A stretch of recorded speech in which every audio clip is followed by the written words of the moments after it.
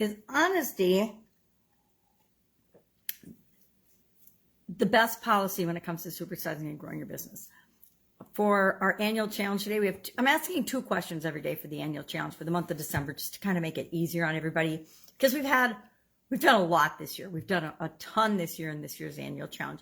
It's the BU 365-day challenge to do one thing every day that improves us. And sort of as I'm traveling, make it a little easier on myself and everybody else for the challenge. I'm just asking 2 questions a day. And today's one of the questions was, is honesty always the best policy?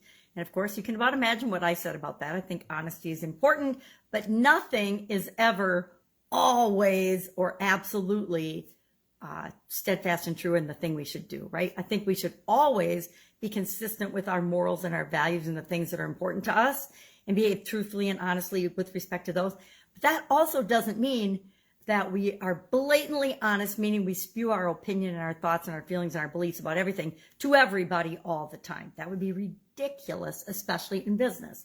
So this idiom, this expression, honesty is the best policy, is actually, they're not sure exactly where it originated. I asked Google as well as ChatGPT and got some interesting answers.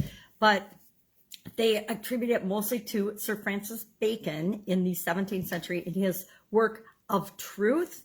And he talks about truth with respect to being a good counselor or advisor. So coaches and counselors and consultants out there, he's speaking to you. You know, honesty is the best policy. Trustworthiness, truth, telling it like you see it, whether it's just your opinion or not, and making sure you reference that it's just your opinion or based on your experience, is the best policy in those situations. And the idea has formed and morphed and gone through a lot of transformations. Now, in my personal experience, there are entire industries that are built on a foundation of dishonesty. And to me, I don't work with those industries because they don't match my personal morals and values and goals and objectives and the impact I want to make on the world. So I just don't work with those industries or those type businesses or businesses that fall into the category of being unethical, honest, manipulative,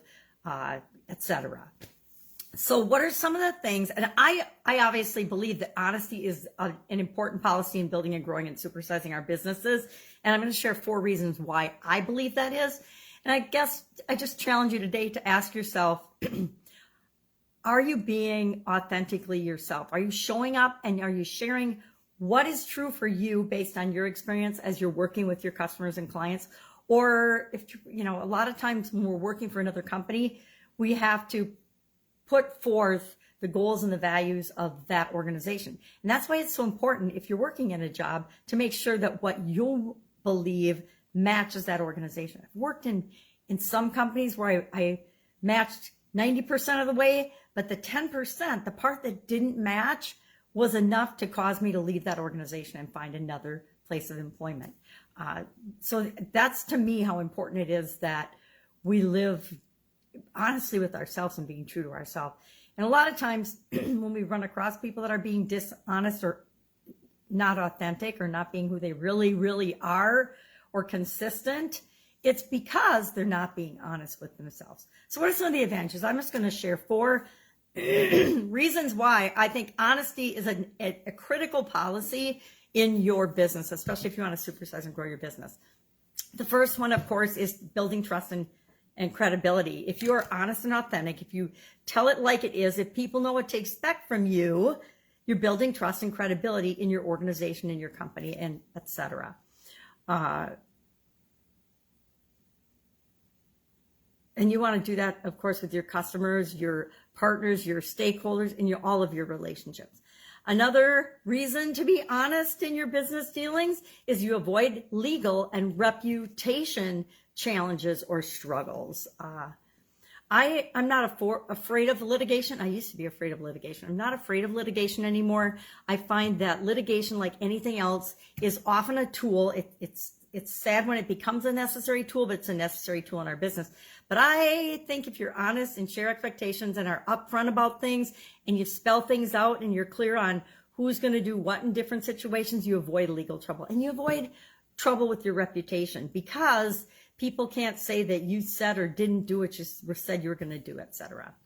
It also improves customer relationships. Honest and transparent communication always serves us better in terms of fostering good relationships and building loyalty, right? And we're all after lifelong, at least I hope we're all after lifelong customers and relationships. And finally, it promotes a positive company culture. I've worked with lots of different business owners and leaders and managers throughout my long career. And it's interesting the impact that an honest, authentic leader has on the people that they interact with, not just the people that report directly to them, but the people they interact with in all levels of an organization or outside of the organization if it's a business owner. It's like night and day.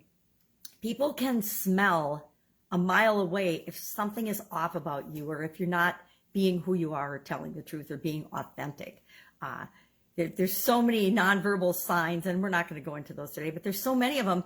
And even if we don't spot the nonverbal signs, we get an instinct and a gut instinct that tells us something's off about this. We use it all the time. We've all got it. Some people have it more honed than others, but we've all got that kind of sixth sense that lets us know if somebody's being honest or having integrity or being authentic with us. And some people are just good con people, and they can fool all of us some of the time, right? Until they get caught. So honesty, the best policy as far as you're concerned with respect to building and growing and supersizing your business. I already know that the people that I work with and deal with and my close contacts are all of the mind that honesty is the best policy. That's why we're attracted to one another. All right, if I can help you in any way, ask. Otherwise, I'll be with you tomorrow with another interesting idiom that ties into this year's annual challenge. Have an awesome day, and I'll be with you tomorrow. Bye. Go be honest, at least with yourself.